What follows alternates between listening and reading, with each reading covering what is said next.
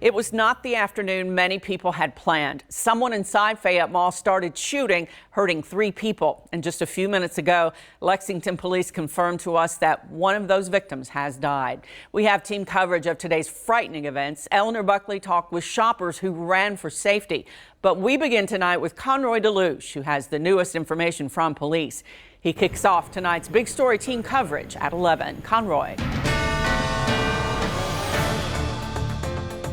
Stores inside Fayette Mall were packed this afternoon with shoppers until all of a sudden everything came to a screeching halt.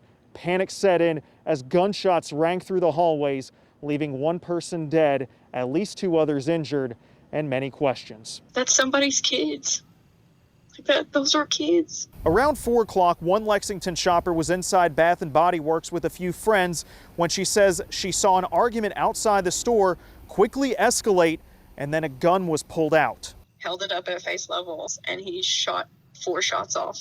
The shopper, who wished to remain anonymous, says that she was escorted with others toward the back of the store. We stayed in the bathroom until the police came and got us out of the service door to Bath & Body Works, and they walked us around all blood in the floor to take us outside. Mark Thomas was inside his shop, Bourbon Creek, when he saw a group of people run by his store, sheer panic on their faces.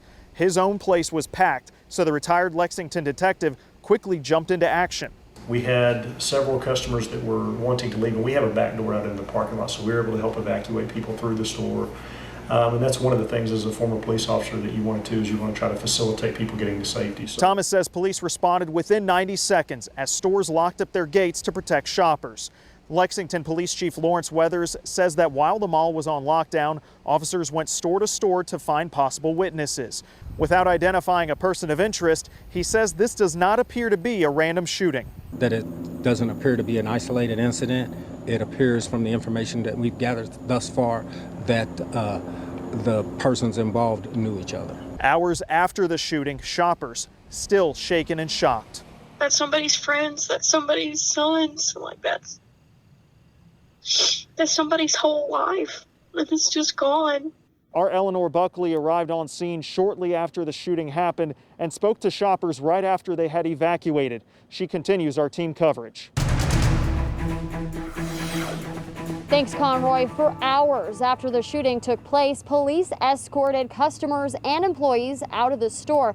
I spoke to a woman who was in Build-A-Bear when it happened, and she tells me she could hear the gunshots from inside the store. We heard was like 3 gunshots, and then we started hearing people yell, and then we just started seeing people running. Quickly after those gunshots, MARILYN Watson says she was escorted by employees to the storage area of the store where she waited until police came.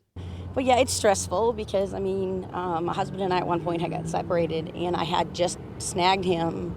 I just prayed, God, where my husband is, I won't know where he was. And then he happened to show up, and I said, oh, come over here with me. And I was going to go into Build-A-Bear, and not shortly after it happened. So, it was like, just those of us who do value life, it just makes me value my husband more. Hannah Harrison was also in the mall when it happened. She works at All Sports, and although she didn't hear the gunshots herself, she also was barricaded until police arrived. We locked our gate and locked our doors, and there was a few customers that couldn't return safely to their cars, so we took them in the back as well.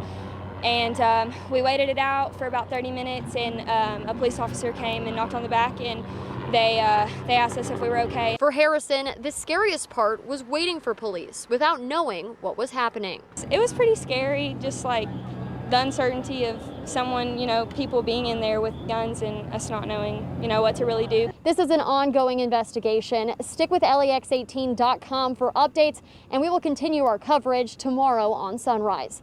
In Lexington, Eleanor Buckley, LEX 18 News. And the mall will be open tomorrow with regular business hours.